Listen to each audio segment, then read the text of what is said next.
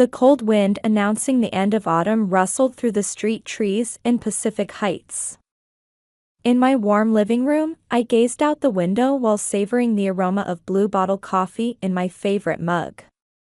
The falling leaves traced unpredictable paths, much like my life. On the mantelpiece sat a photograph of my parents who passed away 5 years ago, our last picture together from Napa Valley, where we used to visit as a family on holidays. My father would often praise me, saying, "Catherine, you're a good girl." On the mahogany coffee table lay my wedding album from 5 years ago, open to reveal me in a white Vera Wang wedding dress standing next to David, beaming with joy. The solemn ceremony at Grace Cathedral. My father proudly holding my hand as I walked down the aisle. I thought it was the happiest day of my life. My sister Brittany, as maid of honor in her custom Dior dress, celebrating our happiness, now just an ironic memory. I'm Catherine Parker. I've been working as a director at a major marketing firm for 10 years. From my corner office on the 35th floor of our Market Street building, the San Francisco skyline always inspires me with fresh ideas.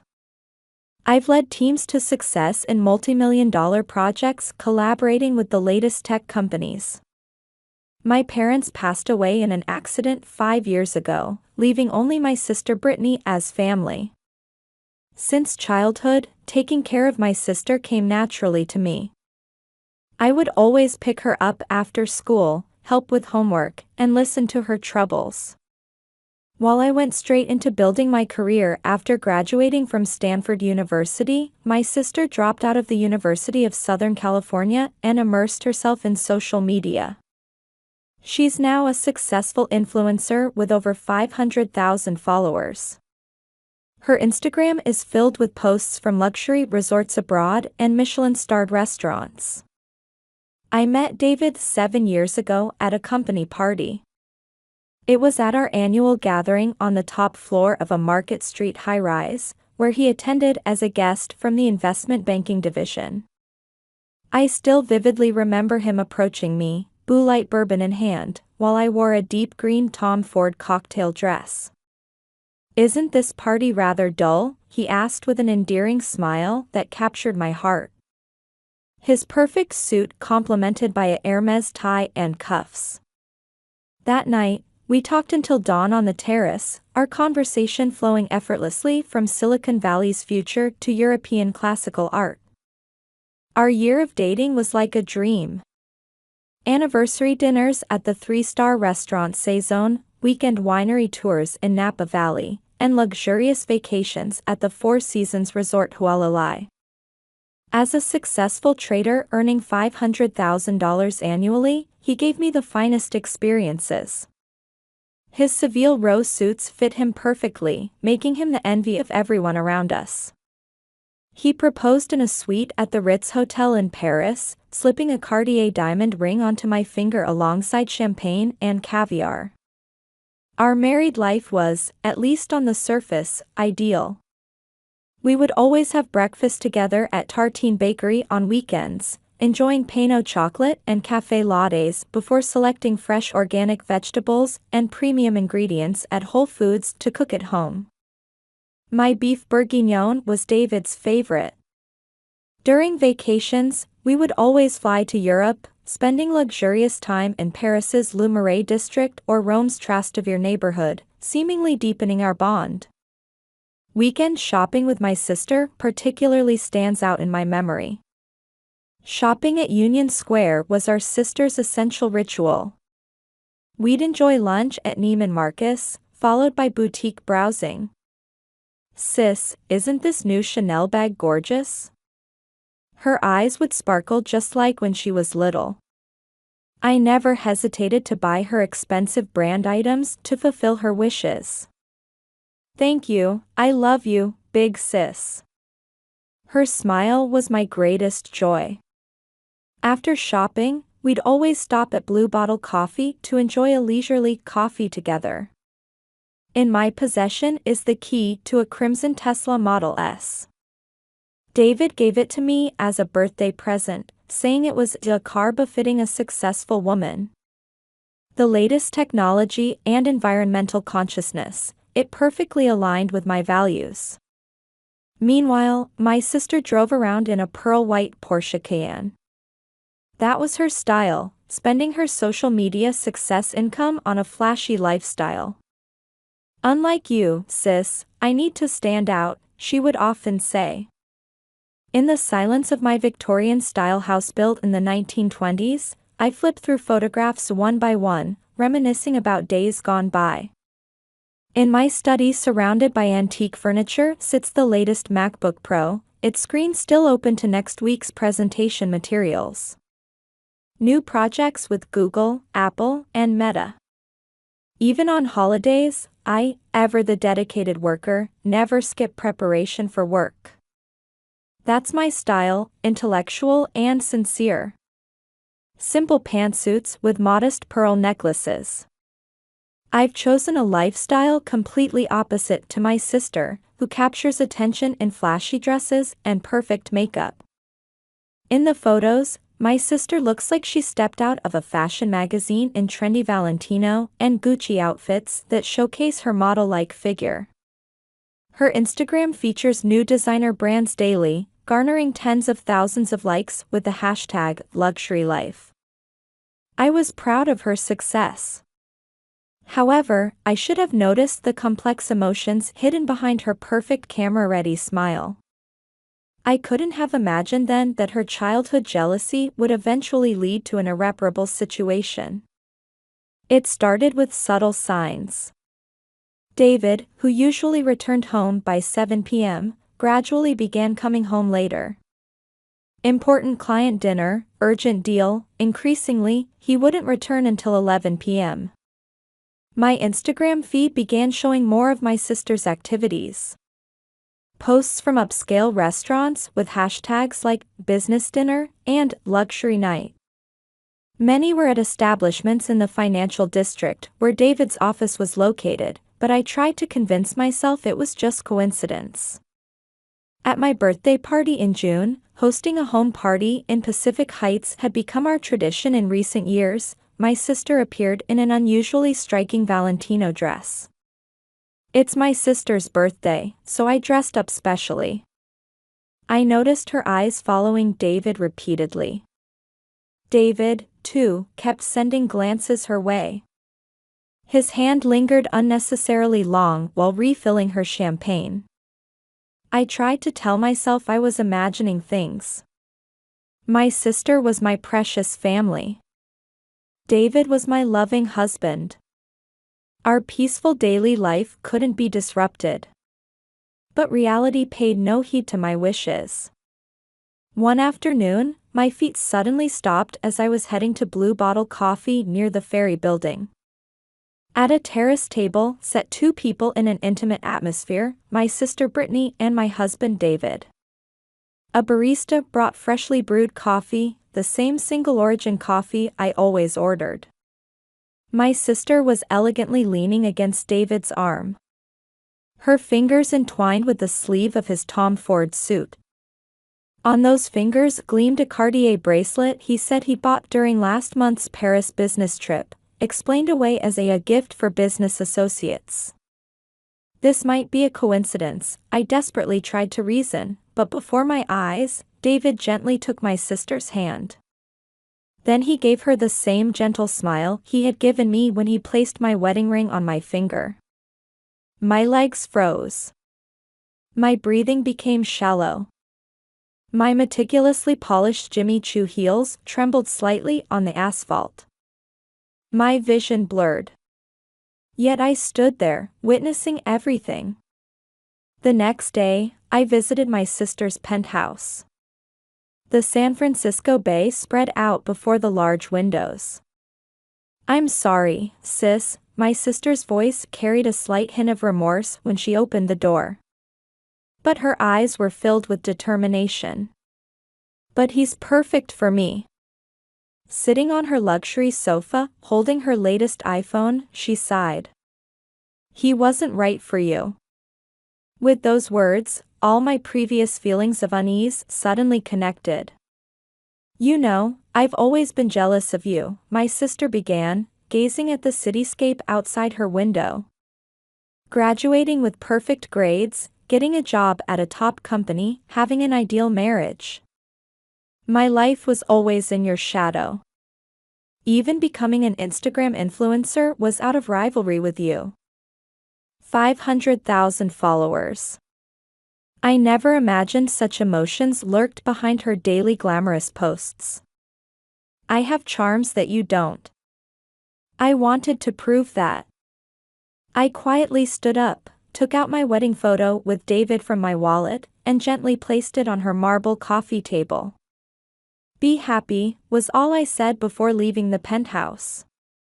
From that day, legal proceedings began. Jennifer Brown, one of Silicon Valley's top divorce attorneys. During our first consultation, I laid out all the documents. We'll protect your rights, she said in a calm voice, and I nodded deeply. The property division negotiations proceeded more smoothly than expected. David agreed to leave most of our shared assets to me. Whether from guilt or anticipation of his new life, the Victorian-style house, the Tesla Model S, the Swiss bank accounts. You deserve it all, were David's last words. On the day my divorce was finalized, I visited Grace Cathedral alone. The same aisle I had walked down in my pure white dress 5 years ago. Now only silence accompanied my steps. Light filtering through the stained glass windows gently illuminated my cheeks. These 5 years weren't wasted. I believe the happy days were all real. They just ended. A new life awaits me. Back at my Market Street office, I reviewed the files on my desk. New clients, new projects, new challenges. Tomorrow would be time to take another step forward. Outside the window, San Francisco displayed its usual elegant expression. From my corner office on the 35th floor of the Market Street building, I could see the San Francisco Bay gleaming in the morning sun. 6 months after the divorce, I had thrown myself completely into work. Or rather, I had no choice but to do so. Never fall in love again, that determination grew stronger with each passing day of work. Catherine, this is an excellent proposal, CEO Sarah Johnson smiled at my suggested metaverse advertising strategy. I'd like to recommend you as a candidate for the next vice president position. My heart trembled at those words. Finally, my efforts were about to bear fruit. Work had become my only guiding light. The new project was a collaboration with Silicon Valley's largest tech company, with a budget of $100 million. I spent many nights working on the proposal. Staying late at the office, I immersed myself in market analysis, competitor research, and strategy planning on my latest MacBook Pro screen. I poured my everything into each slide. Love and marriage, I no longer needed them. Or so I kept telling myself. Ms. Parker, this presentation was truly moving. The client's words sent the entire team into jubilation. At the moment the contract was sealed, I quietly vowed in my heart. This is my path. I'll prove my worth through work. I needed nothing else. Mornings at my Victorian-style house always start early. With an organic vegetable smoothie from Whole Foods and single-origin blue bottle coffee in hand, I brainstorm new project concepts. I've cleared away all traces of my married life. The wedding ring, albums, mementos, all stored away in storage. New Anthropologie interior pieces added color to my new life. That was enough. Change came in the deepening autumn, from a completely unexpected direction. About the Silicon Valley property, Janet from the real estate division began over the phone. We've found an ideal property. However, the owner is quite a big shot. For us seeking an office building to serve as a branch for the next big project, this was an opportunity we couldn't miss. That afternoon, I visited a modern building standing in a quiet corner of Palo Alto. A sophisticated space woven from concrete and glass. I found myself captivated by the building that resembled a work of art. "The property we've been waiting for," I murmured, when a composed voice sounded behind me. "It's my architectural firm's proudest work." Turning around, I found a gentleman dressed in an impeccable Brooks Brothers three-piece suit. James Morrison. One of Silicon Valley's most successful architects. After studying architecture at Harvard, he established his own design firm, and his innovative designs were acclaimed worldwide. I couldn't help but be drawn to his dignified bearing. However, I quickly returned my gaze to the building. "A masterful balance of design and functionality," I commented professionally. He responded with a gentle smile. "Would you like some coffee? This building has an excellent cafe." Before I could decline, he naturally pressed the elevator button. At Barge Coffee inside the building, he enthusiastically discussed the fusion of art and technology. I found myself increasingly drawn in as he explained architectural possibilities while quickly sketching figures in his notebook. "It's an honor to talk with someone of your insight, Catherine." His sincere gaze made my heart skip a beat. But I immediately suppressed such feelings. Afterwards, the property negotiations progressed smoothly. After each weekly meeting, he would invariably invite me to dinner, always prefacing with, "if you have time." At first, I consistently declined, but gradually began accepting when he insisted, "This is also part of our business discussion." "This restaurant's chef has remarkable sensibility," he said as we savored fine cuisine and wine at the 3 Michelin-starred Saison. Our conversation naturally drifted from work to art, literature, and travel. "I truly enjoy talking with an intellectual woman like you." Such words secretly stirred my heart. But I didn't want to acknowledge that. On holidays, he would invite me on tours of buildings he had designed, saying, "It's an architectural inspection." Unable to find a reason to refuse, I went along. "Design is about enriching people's lives," he would say passionately. I couldn't help but be drawn to his profile as he spoke.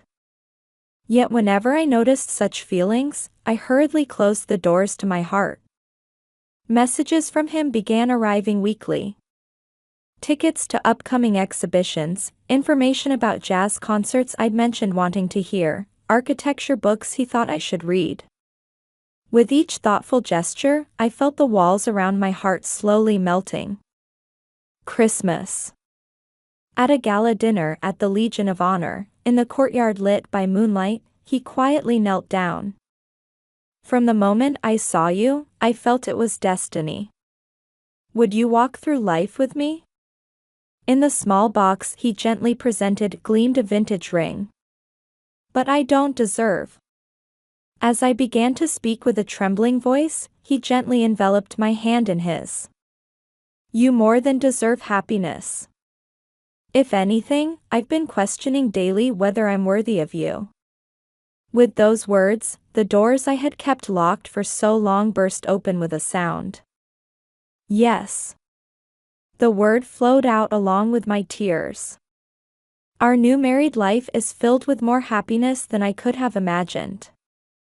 James's designed mansion in Atherton. Large windows overlook a meticulously maintained garden. On holidays, we go to the farmer's market together to select fresh ingredients. He remembers my preferences and finds the best vegetables and fruits. At home, he makes pancakes while I cut fruit. Each moment of our ordinary daily life is filled with deep affection. Work is also our precious shared time. Collaboration projects between his architectural firm and my marketing company continue to achieve success. "You're the best partner," he says while embracing me, and in his arms, I feel genuine peace.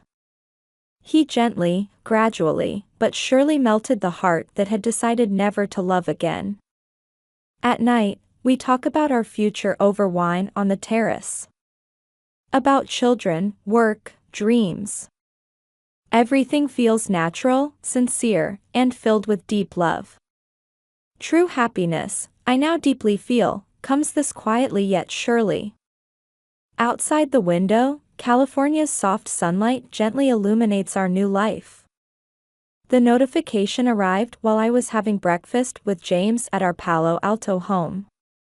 As the aroma of fresh-baked croissants wafted through the air, my phone gave a small vibration. An Instagram direct message. The first contact from my sister in 5 years. Sis. I had twins. Adorable baby boys. The photo showed newborns wrapped in pure fret cashmere linens and my sister in a custom Dior maternity dress. Stanford Medical Center's luxury private room interior was visible in the background. Perfect makeup and styled blonde hair that didn't suggest she had just given birth. As expected of an influencer, I thought with a wry smile. Another message followed. Send me $10,000 for a baby gift. Wire it tomorrow, okay? Oh, and why don't you come visit my new place? The renovation's finished. It's a gorgeous Instagram-worthy space. My mug trembled slightly. Warm cafe latte spilled a little on the herringbone marble counter. Are you all right? James peered at me with concern. His eyes behind his glasses seemed deeper than usual. His gentle gaze made me exhale deeply. Yes. Then I slowly picked up my smartphone and began typing a reply. Congratulations. Of course. I'll come with my husband. How about tomorrow afternoon? The moment I hit send, my heart leaped. Why had I responded this way? Yet strangely, I felt no regret. Something told me this visit would help me put the past to rest. Then I'll see you tomorrow at 3 at my place. I'll send you the address. My sister's reply came surprisingly quickly. She sent an address in Atherton's Maple Street, a prime location in the affluent neighborhood where billionaires reside. According to real estate websites, the estimated value was $25 million. Had her social media success really yielded such wealth? Or, so you're going to visit your sister? James said in his usual gentle voice as he cleared breakfast. Of course, I'll go with you. How comforting those words were. Yet I thought I caught a shadow of hesitation in his expression. That entire day, I felt unsettled. That night, before bed, James opened a special wine for me. A 1982 Chateau Lafite Rothschild. Tomorrow, everything will become clear, he said as he poured the deeply colored wine. The next day, we drove to my sister's house in James's pearl-white Rolls-Royce Cullinan. In the passenger seat, I unconsciously fidgeted with my jacket sleeve. In my bag was a silver spoon specially ordered from Tiffany as a baby gift. James, at the wheel, appeared even more dignified than usual. His latest Tom Ford suit enhanced his authority. The leather scent embedded in the luxury car's seats slightly eased my tension. The mansions lining Maple Street each exuded an overwhelming presence. Heavy gates, meticulously manicured gardens, 24-hour security. Among them, my sister's house particularly stood out.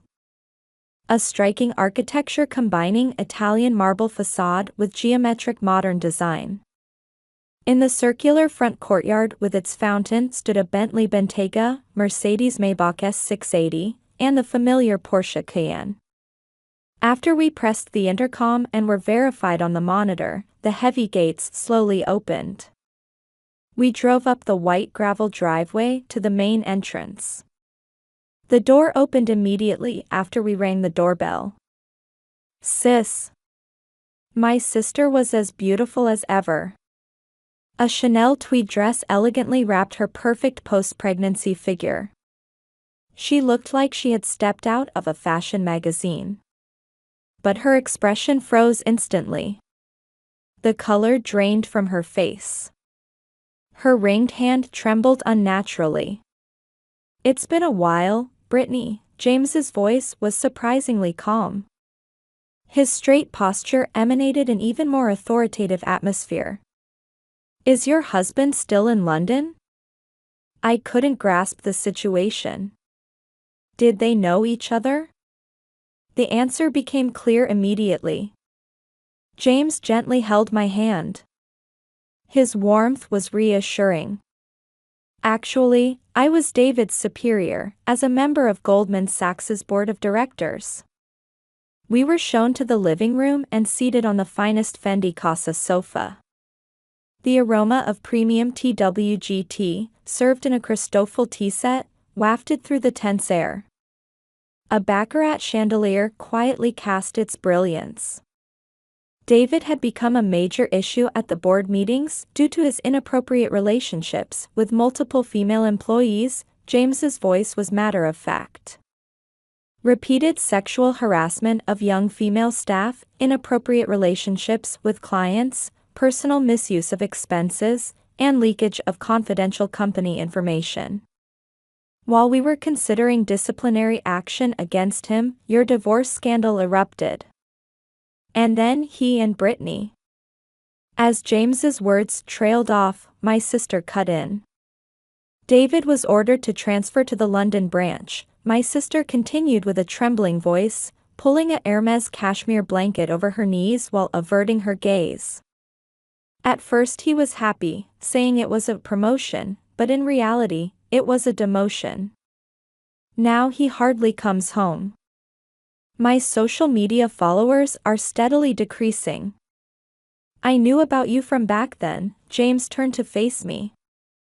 "I learned about you while investigating David's misconduct.